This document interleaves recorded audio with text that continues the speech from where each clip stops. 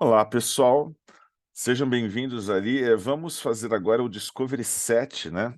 Do curso do Encore, versão 1.1.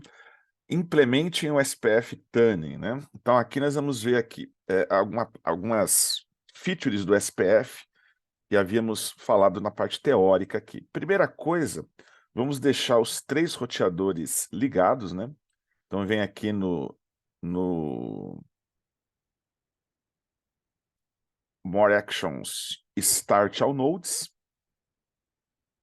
Fica mais fácil assim. Então ele vai ligar R1, R2 e R3 vão estar ligados aí. O que você pode fazer? Eu já havia feito ali, né, a configuração básica dessas caixas, né?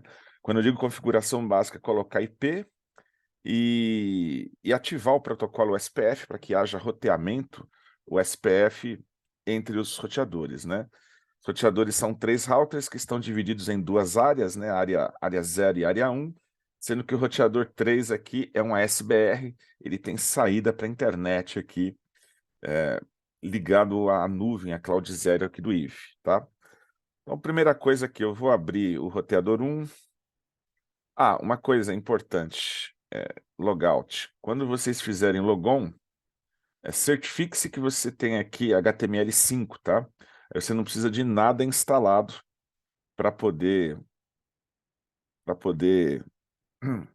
abrir aí direto numa janela do browser, né, a console dos equipamentos. Então, estou em HTML5, agora sim consigo abrir o roteador 1, por exemplo, aqui, ó. Roteador 1, o que eu tenho de configurações aqui? Então, vamos pegar, tinha deixado aqui, ó, Config Discovery 7. Configuração básica do roteador 1. Deixa eu pegar aqui toda a config. Botão direito, copia. Aí Ctrl Shift Alt, jogo aqui no bloco de notas, colo. Ctrl Shift Alt, vou colar aqui. R1. Depois eu vou pegar o roteador 2. Também vai abrir aqui Ctrl Shift Alt. Dentro do clipboard aqui, eu vou aqui no roteador 2. Consigo pegar toda a configuração. Colo dentro do clipboard aqui do R2, botão direito, perfeito. E agora a config do 3, né? Deixa eu já copiar a config do 3. Config do 3 é assim, eu tenho a configuração básica, que eu posso estar jogando. Deixa eu abrir novamente aqui o roteador 3. Ctrl Shift Alt, colo a config aqui.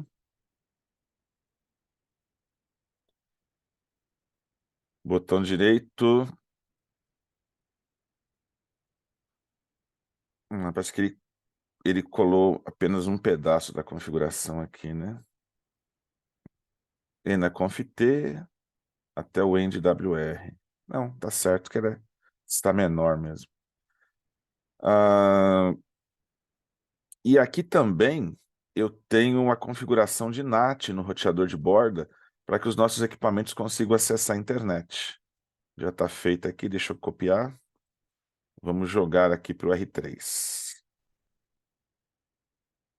Opa, deixa eu selecionar aqui, só substituir pela configuração do NAT e jogar o NAT aqui. Perfeito. Então a gente já tem as configurações dos roteadores 1, 2 e 3, a config básica, né? Ela já está definida aí nas 3 interfaces. Qual que é a ideia aqui do laboratório, né? Do nosso Discovery 7 ali agora, né? Primeiro, a gente vai estar investigando a configuração do SPF. A gente tinha falado que o SPF basicamente trabalha com 3 tabelas, né? Tabela de vizinhança, tabela, banco de dados da topologia da rede, todos os caminhos e as melhores rotas que são instaladas pelo protocolo SPF. Se eu quero ver, por exemplo, se a vizinhança foi estabelecida, né? Posso usar show IP SPF Neighbor para isso. Acho que é mais lógico a gente ver a vizinhança no roteador do meio, né? Porque se o R2 enxergou os dois vizinhos, então toda a vizinhança aqui nesse cenário tá correta. Show IP OSPF Neighbor. Então, o roteador 2, nós estamos vendo aqui que ele conhece... Na verdade, ele fala, pô, tem 3 vizinhos, não é que tem 3, né? Você tem 3 adjacências, por quê? O roteador 1, ele tem, é o 10.1.30.1, né? O que o SPF está fazendo aqui? Ele está pegando o maior IP da caixa para definir como router ID. Quando eu não coloco no braço o router ID, ele pega o maior IP, aqui no caso o maior IP de loopback, né? E colocou como identificador. Então eu tenho 2 vizinhanças com o roteador 1. Uma pela porta Ethernet, outro pela porta serial. Perfeito, exatamente isso que nós temos. E com o roteador 3, né, eu tenho também a vizinhança, o identificador está aqui, né, definido. Eu tenho a vizinhança com ele pela porta Ethernet 0/1, com o segundo roteador do outro lado. Perfeito. Se eu ver aqui show IP ou SPF database, né, o que nós vamos ter aqui? Eu vou ter os anúncios, né?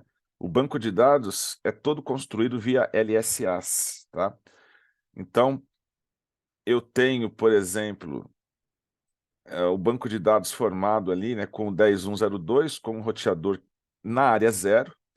Como o roteador 2 ele é um ABR, ele é um roteador de borda de área, né? Ele tem um pé na área 0 e um pé na área 1, ele enxerga os 2 bancos de dados.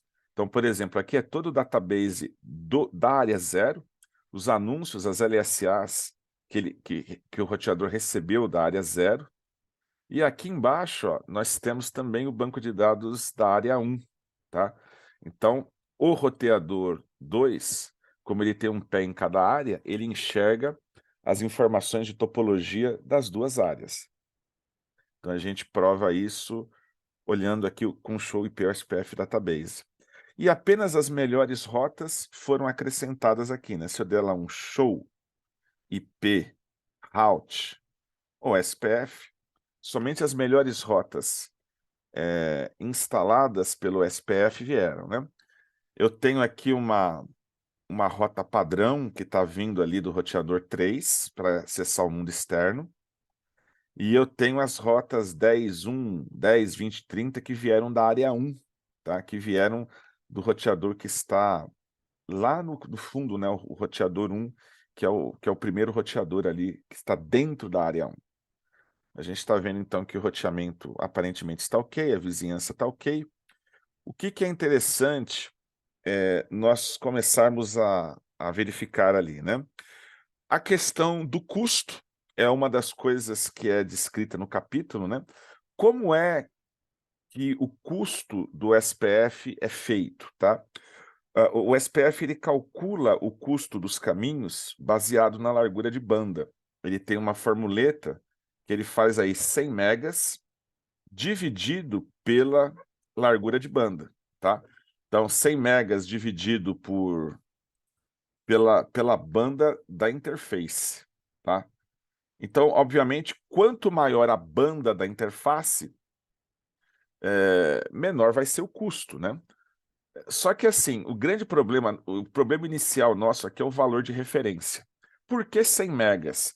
Porque quando essa fórmula foi estabelecida, 100 megas era o maior valor de banda que você poderia ter numa interface. Só que o mundo mudou, né? A gente tem aí, hoje é muito comum ter interfaces aí de 1 GB, 10 GB, até 40 GB, 100 GB, num grande backbone aí, tá? Então, o 100 MB se tornou obsoleto. O que você pode fazer? Você pode mudar o valor de referência, tá? Você pode mudar o valor de referência e, geralmente, a boa prática é coloque o valor de referência como a maior banda de interface que você tem. Se a maior banda é uma interface de 1 giga, coloque 1 giga como valor de referência. Se o maior é 10 gigas, então 10 gigas vai ser o valor de referência. Porque se você tiver, por exemplo, uma interface de 10 gigas e o valor de referência for 10 gigas, 10 gigas por 10 gigas vai dar o custo 1. 10 gigas por 1 giga vai dar um custo 10. 10 gigas por 100 mega vai dar um custo 100. E assim por diante, né? Então, aí a maior banda dá custo 1, e aí ele vai aumentando o custo conforme a banda vai diminuindo. Essa é a ideia. E outra coisa, todos os roteadores devem concordar com o mesmo valor de referência, tá? Para que a gente consiga ter um cálculo uniforme dentro do SPF. Vamos imaginar no nosso cenário aqui que a maior banda que nós temos seja de 1 giga, tá?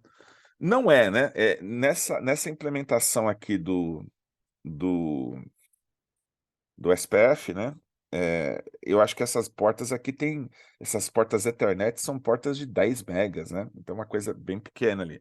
Mas vamos, assim, supor que a maior banda de interface fosse 1 giga.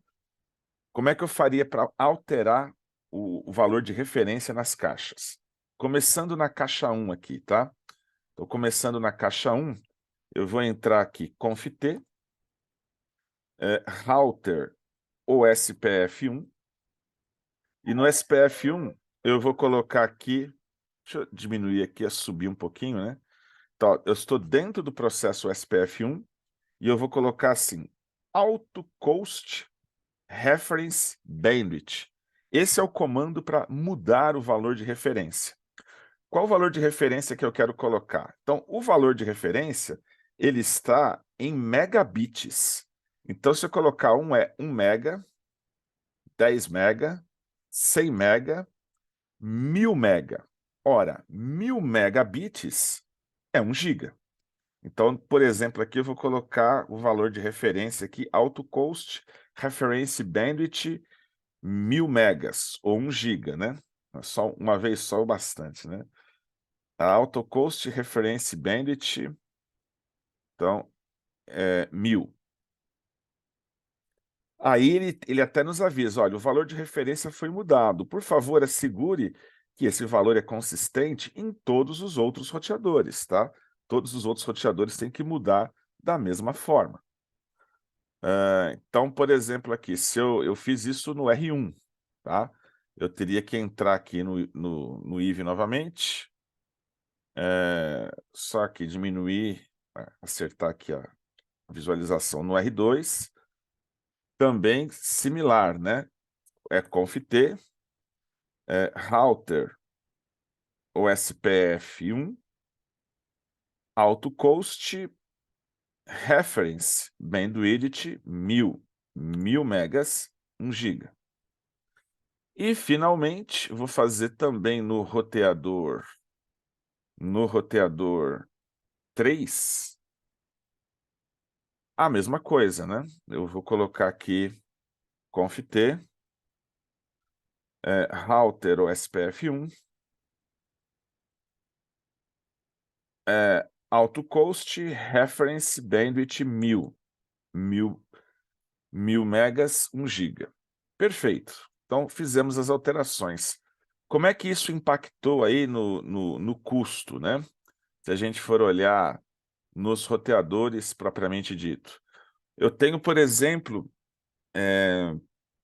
2 caminhos aqui, né? Saindo do roteador 1 para o roteador 2, para ele propagar essas rotas, ele está aprendendo a rota padrão ali também. Como é que o roteador 2, por exemplo, está aprendendo essas redes 10.1.10, 10.1.20, 10.1.30 que estão chegando aqui nele, né? A gente olhar aqui no roteador 2 agora, dá um show IP route OSPF. Então, dei um show IP route OSPF, esse aqui foi o comando que eu digitei, né? Olha só, ele está dizendo que o custo para chegar até essas redes, que são as loopbacks que estão diretamente conectadas no R1, 110 é a distância administrativa do protocolo, né? 110 é a distância administrativa do protocolo, e ele está fazendo o caminho, 101 é o custo, indo pela porta E0/0. O que eu chego à conclusão? Que 100 é o custo da interface, e diretamente conectada da Ethernet, e 1 é o custo da interface de loopback, que tem um custo pequeno ali também, que está diretamente conectado, tá? Então, esse o melhor caminho pela interface serial, pela E0/0. O que acontece se E0/0 morrer? Ele vai pelo link serial, que tem uma banda menor, portanto, um custo maior, né? Se eu, por exemplo, matar a Ethernet, int E0/0, vou dar um shutdown aqui, quero matar a porta Ethernet. Como é que vai ficar aqui os caminhos? Se eu der lá um show IP route USPF de novo, agora eu tenho lá 110 a distância administrativa do protocolo, mas agora pela serial eu tenho um custo muito maior. Eu tenho aí 648, né? É o custo que ele calculou para a porta serial, já que o serial tem uma banda muito menor do que o link Ethernet, então ele calculou um custo bem maior, tá? Então a gente consegue ver ali que ah, os custos são calculados de acordo com a banda. Quanto menor a banda, né? Uma porta serial, por padrão, tem 1544K, né? 1,5 MB. Contra aquelas portas Ethernet de 10 megas. Então, por isso que é bem maior o custo que ele acabou calculando para a porta serial. Ok, vamos levantar de novo aqui a porta Ethernet. Vamos imaginar o seguinte: no shutdown, restabeleci o caminho. O que acontece? Inclusive, né, Schweperhaut USPF levantou a vizinhança novamente ali pela porta Ethernet, e aí ele restaurou o caminho pelo menor custo aí, que é um custo 101. Vamos imaginar que eu tivesse a necessidade de impor o balanceamento de carga, tá? O SPF, ele só faz balanceamento de carga por caminhos de custo igual. Ele não faz balanceamento de carga por caminhos de custo diferente. Ele só usa um e deixa o outro de backup, como a gente viu agora. Para que a gente force o balanceamento de carga, a gente tem que, entre aspas, enganar o protocolo de roteamento, tá? Eu tenho que dizer para ele que a banda das interfaces tem um valor diferenciado. Como é que eu calculo a banda, tá? Como é que eu defino a banda? Uma coisa que é importante, antes da gente alterar a banda da interface, por exemplo, eu estou aqui dentro do roteador 1. Se eu der lá um show IP ou SPF int E0/0, eu consigo ver aqui, ó, que ó, o custo da interface é 100, tá?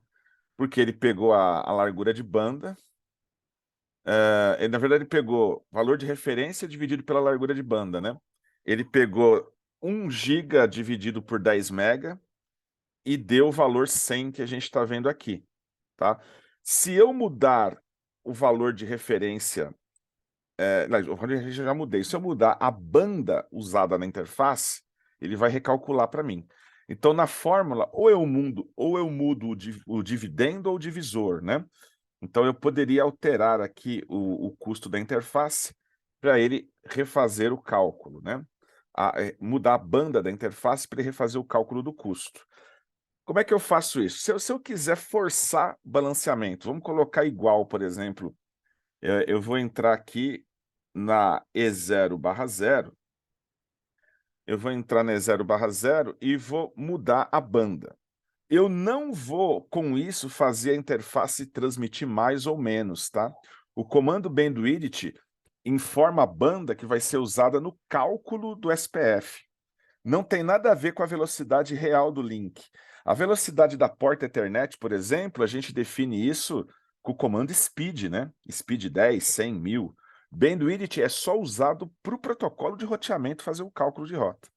Como é que está o valor da banda? O valor da banda está em kbps.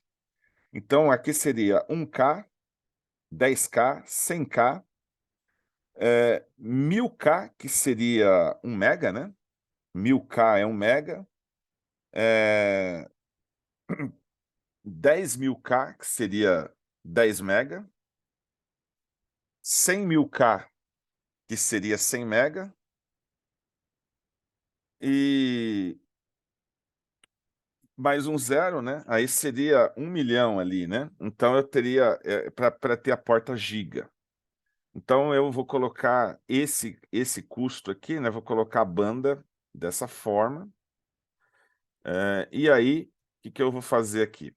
Vou colocar isso para a porta Ethernet, é 0/0.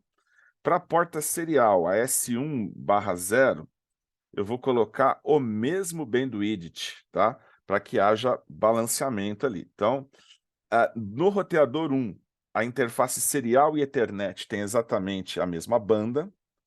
Vamos fazer a mesma coisa no roteador 2, tá? As bandas têm que ser consistentes dos dois lados, tá? Então, eu vou colocar aqui, dentro do link Ethernet, da 0/0, eu estou colocando... eu vou colocar ali o bandwidth, o mesmo bandwidth, né, que nós havíamos colocado antes, né? Só para pegar, era só para ficar exatamente igual, né? O roteador 1 aqui,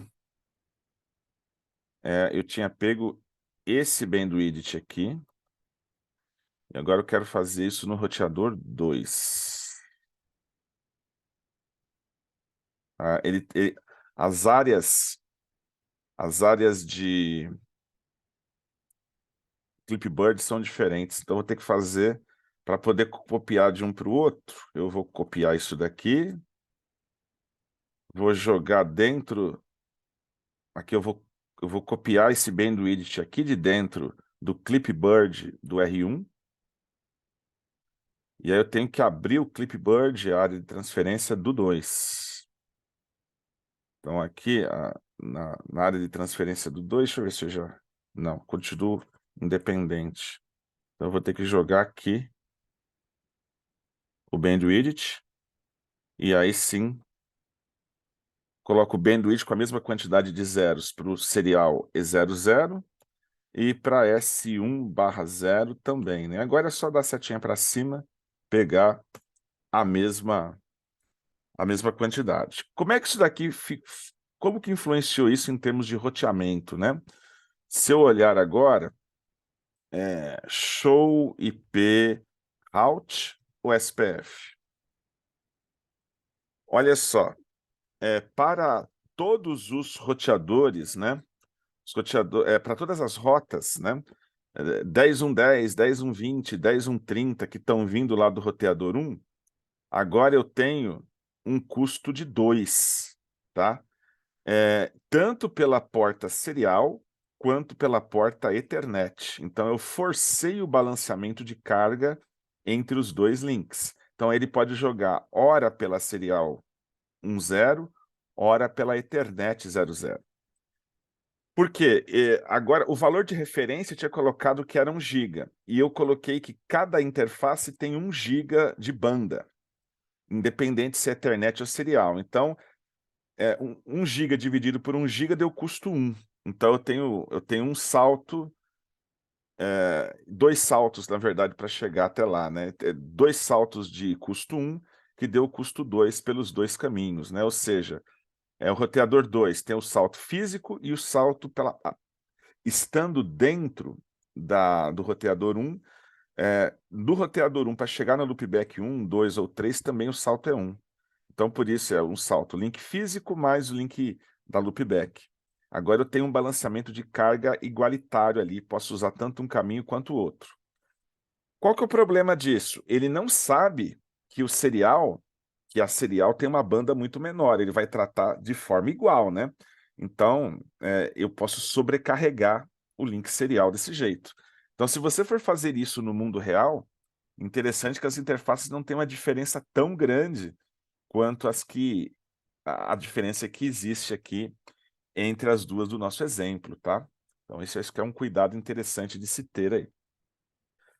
Ok, então vimos a questão do alto custo, vimos a questão de mudar a banda de referência, a banda ou o valor de referência para influenciar na fórmula. O que mais que a gente tem para ver aqui? A questão do balanceamento de carga aqui, vimos se tem custo igual, ele coloca as duas entradas na tabela. Vamos ver Passive Interface e depois falar algumas coisas com relação ao Default Information Originate, tá? Passive Interface, eu coloco geralmente Passive Interface em interfaces que não vão estabelecer vizinhança com ninguém, tá? Por exemplo, essas interfaces de loopback, tá? Essas interfaces de loopback, elas estão ligadas diretamente ao roteador 1. Não existe um roteador ligado diretamente a elas, tá? Se fossem portas físicas também, onde tivesse ligado aqui um PC, um servidor, também nunca ia estabelecer vizinhança ou SPF com elas. Só que assim, por pertencer ao SPF, o hello periódico das mensagens do SPF é feito nelas também. Para poupar recurso, o que eu posso fazer? Eu posso simplesmente entrar nessas interfaces. Então, por exemplo, lá, int loopback 1, por exemplo, né? A loopback 1, conft int loopback 1. E eu posso simplesmente colocar assim, aliás, eu vou colocar o passive interface, mas na verdade, não é nem na interface, eu vou fazer isso no processo de roteamento, né? Router OSPF1.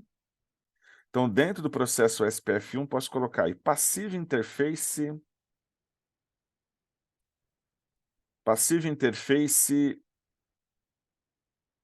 loopback 1.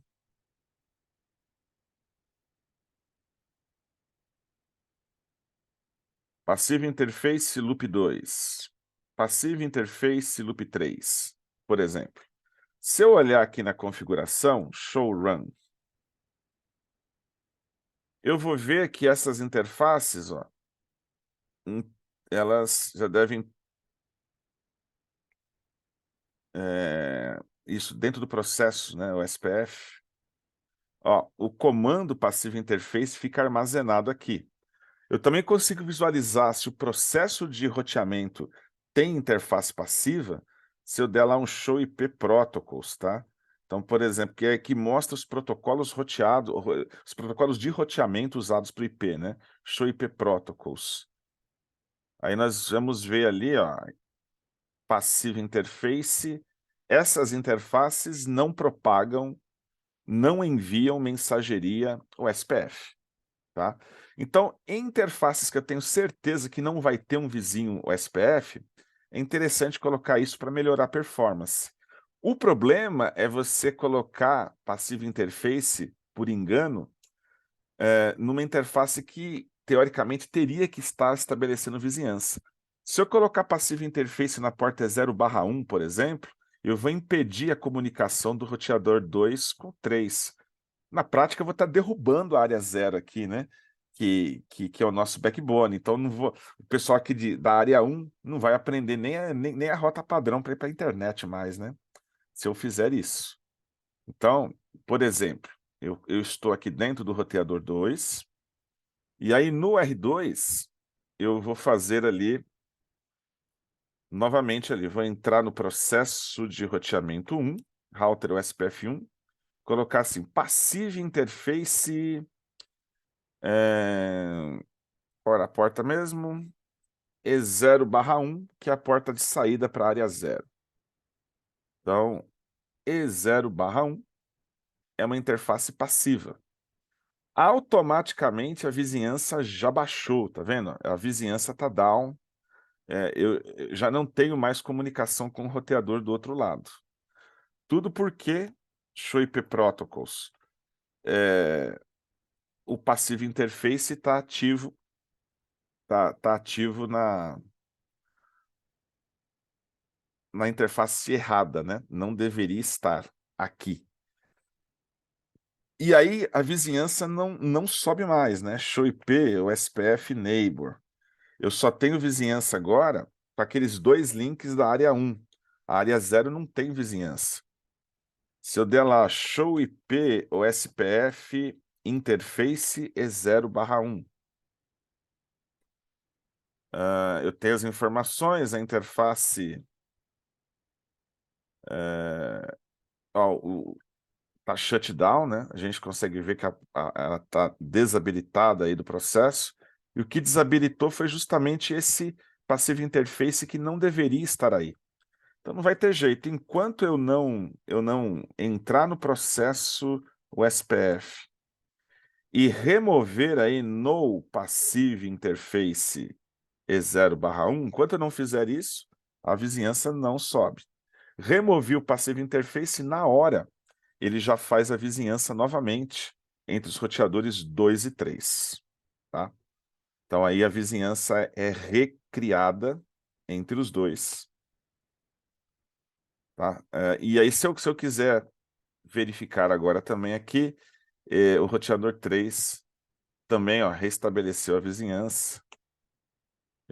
Ele consegue ver o vizinho, SHA-IP SPF Neighbor. Ok. Pessoal, o último tópico aqui do Discovery 7, né, de USPF Tuning e os ajustes, é entender um pouco melhor o Default Information Originate, né? Como é que eu faço a propagação da rota padrão no mundo USPF, tá? O roteador 3, ele tem uma rota padrão para o mundo externo, tá? E essa rota padrão, na verdade, não foi nem aprendida por o SPF, ele aprendeu via DHCP um endereço e ele já guardou na tabela de rotas. Como é que eu faço para ver se o roteador 3 tem mesmo uma default route, né? Você pode olhar no processo de roteamento do R3, Show IP Route. Aí você vê, ó, que ele tem uma rota estática.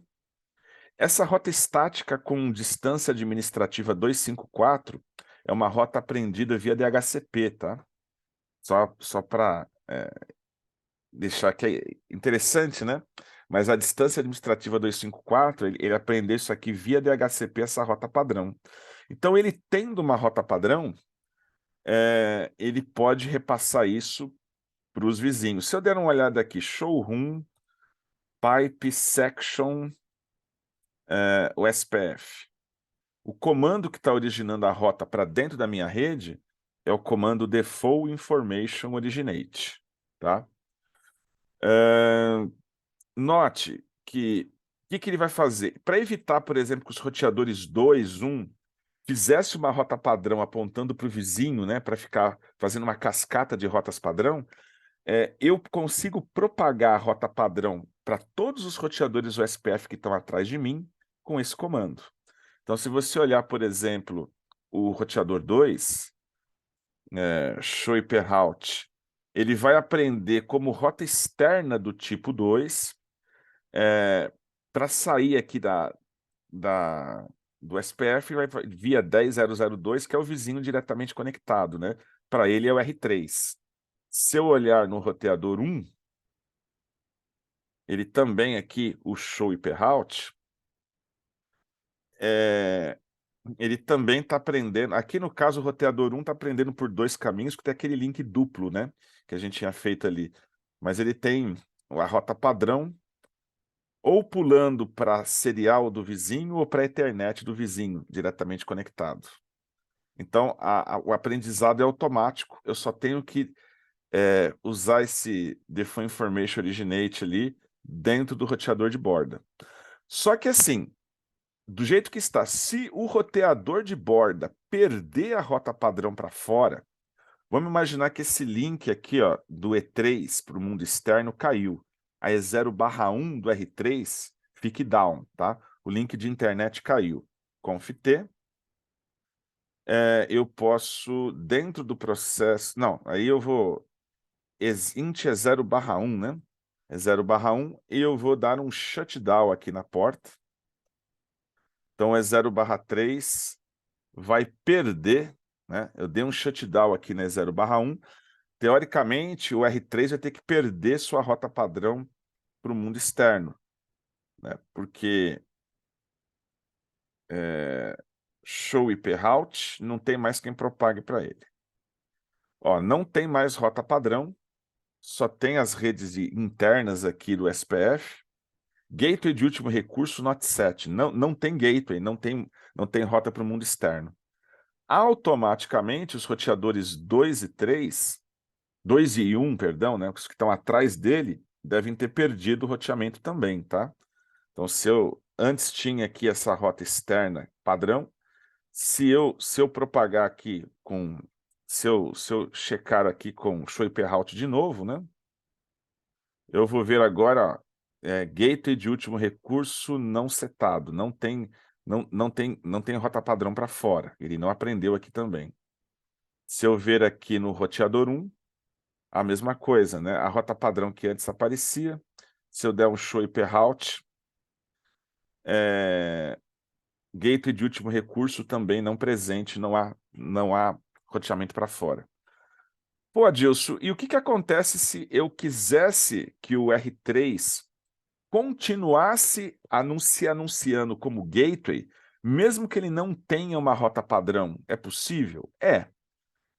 Eu poderia mudar aqui, né, no protocolo SPF, dar um router ou SPF1, e aí eu vou colocar default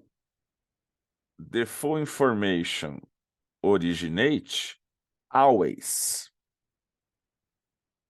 O que é o always aqui, né? Deixa eu colocar aqui. O que é o always? Literalmente é sempre, né? Então, sempre vou propagar eu vou me anunciar como gateway padrão, né? Que vocês não conhecem, mandem para mim, ainda que eu não tenha eu mesmo uma rota padrão para o mundo externo. Para isso que serve esse parâmetro always aqui. Se você for olhar agora nos roteadores 2 e 1 novamente, com o show IP route, você vê que ele voltou a propagar a rota padrão. Ó. Ele novamente tem... O 2 aprendeu uma rota padrão. O 1, ele aprendeu uma rota padrão novamente. No caso dele aqui, 2 caminhos, é por causa do balanceamento, né? Automaticamente ali, tá? É claro, né? Se eu quiser que o comportamento normal volte, né? Se eu levantar novamente aqui a E0/1, eu não vou precisar mais do parâmetro always, tá? Então, se eu simplesmente aqui, se eu sair, a interface E0/1 estiver de pé novamente, ele vai aprender a rota e vai propagar para dentro dos demais aqui. Então, no shut, que era o comportamento padrão, teoricamente eu não precisaria mais nem desse parâmetro always ali. A diferença é que, tendo ou não tendo rota para o mundo externo, né, o roteador 3 se anuncia como gateway. Que ele pegou de novo IP, né? Então, aparentemente está funcionando. Só para checar ali, o roteador 3 pode pingar, por exemplo, um 8888 da vida aí, que é o Google, né? Que é a internet propriamente dita. O 2, essa rota padrão aí está funcionando também, né? 8888. E o 1 também consegue pingar ali para o mundo externo, colocar um 8888. A rota está funcionando. Ok, pessoal, então nesse Discovery, né, nós vimos aí algumas coisas que foram mostradas na teoria aí, né, o uso do Default Information Originate, Passive Interface, Principalmente a questão lá da manipulação do custo dos caminhos, né, no mundo SPF, isso é importante de vocês terem em mente. Grande abraço a todos, até a próxima.